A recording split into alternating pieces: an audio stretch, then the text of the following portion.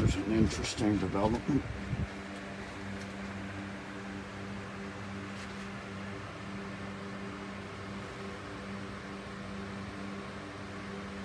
Look how clean the hub flange split right at that spoke hole. No damage to the spoke. And guess what? I wasn't riding it when it happened. It was hanging on my bike rack for at least a couple weeks since I'd last ridden this bike. So I inquired with a friend of mine who's kind of in the know about things like this, and he contacted another friend of his who's an expert on things like this, and he thinks what happened is the anodization on the 7075 aluminum alloy, over time it just crystallized, and I don't know what that means. I'm not an expert. And he said it just split open. Now that, again, this bike was on the rack for 2 weeks. I went to pump up the tires. I was going to go for a ride, but no. I see this hanging out. I'm going, oh, I got a broken spoke. Well, wait a second. No, it's not broken at all. There's no damage. So I sent a note to Carbon Tie about it, and he believes that the spoke tension was too much. Now this hub flange is only rated for 90 kgf, which is rather low. In fact, another wheel building guru I know says that's hardly robust, is it? Well, those were his words. So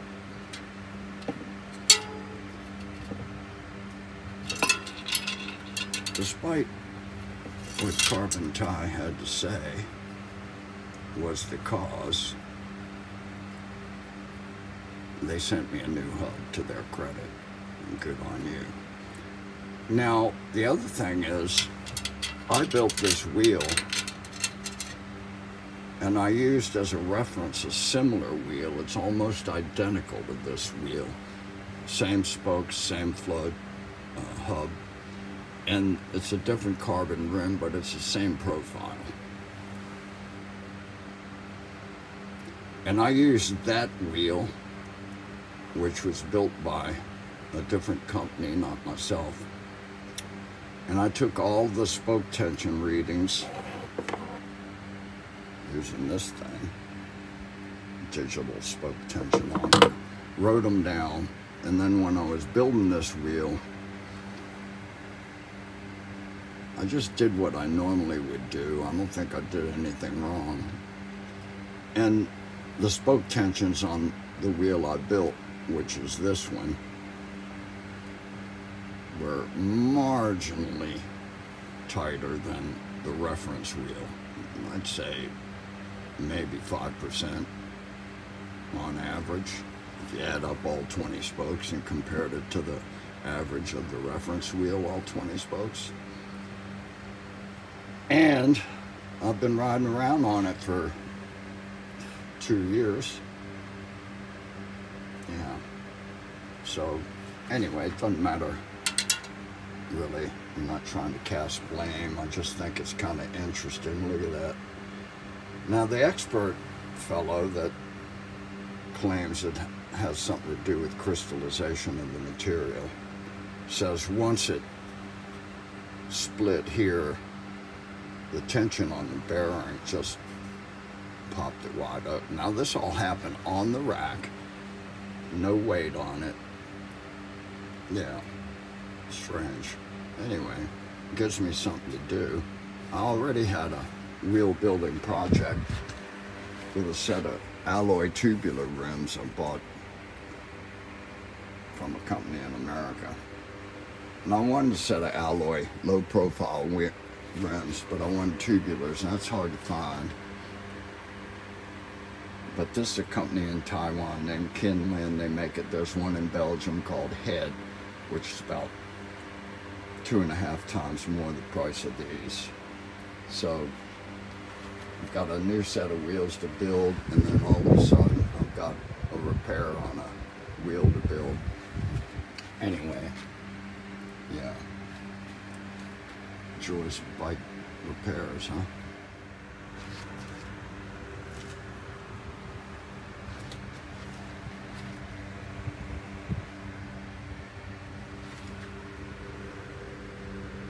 So, let's assume that the gentleman at Carbon Tie is correct, and that the problem was too much spoke tension, and that resulted. But it took 2 years, and then it happened not while I was riding it. So that's completely weird. But anyway, I tore it apart. The rim is fine. Now, the story of this particular wheel is complicated a little bit, because this is the second rebuild I'm having to do for this wheel. This is a Far Sports rim. It's a fine rim, but it's a replacement because the original I blew up when I rode into a concrete slot. There's lots of little road hazards in Thailand. You got to keep your eyes open, and then, yeah. Anyway, so this is the replacement wheel. This and this is the original hub and spokes. So I rebuilt the wheel, but what I did is I took spoke deflection measurements of all of the spokes on this wheel and recorded it. And I used this to make the spoke deflection measurements. Now, this is a pretty accurate tool. It's a nice piece of equipment. But I had no way of converting spoke deflection millimeters into Newton or kilograms force, because the conversion table that comes with it is only good for steel round spokes. So if you're riding a mountain bike, this probably work real good. However, using the original wheel and the spoke deflection values for each spoke as a reference, I then built this wheel up, and then I built it as I normally would, and then I recorded all the spoke deflection measurements for this. This was about 5% on average tighter spokes than the original. 2 years later, this happens. It's weird. Who knows? The problem is, I don't have a way of really determining actual kilogram of force, and Carbon Tie rates this at 90. That's pretty, it is a super lightweight thing, but that's not robust. So I don't know what to make of that.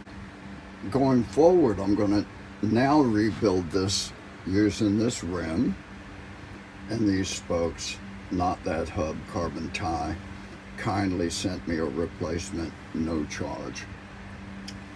And no questions asked. He just said, yeah, I think you tighten the spokes, but don't worry, we're going to send you a new one. So that's how Carbon Tie rolls. It's pretty good. Now, I also have this little thing, which is a kind of a more standard, and it does actually have a useful conversion chart. Now, this is actually completely a copy of the Park Tool TM1.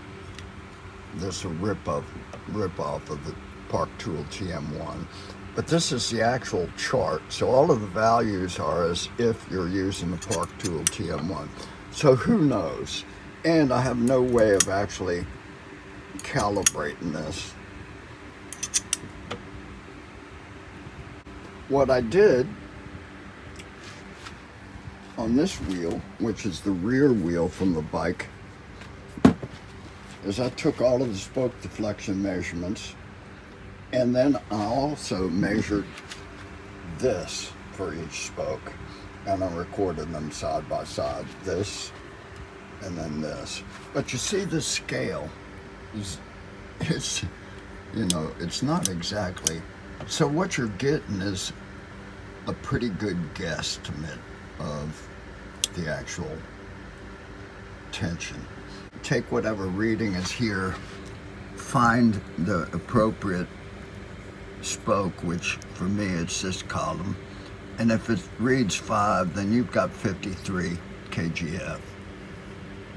So by recording both, I could then see if this says 2.0